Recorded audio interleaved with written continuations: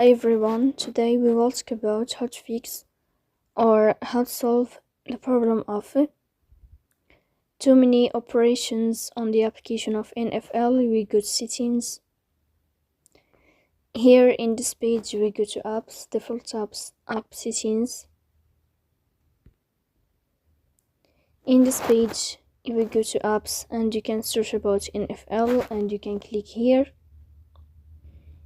Then in this page of app info we click on first stop and you can click OK.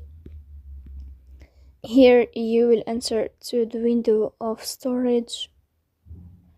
Then we click on clear cache, but pay attention, don't click clear data because that can delete your account.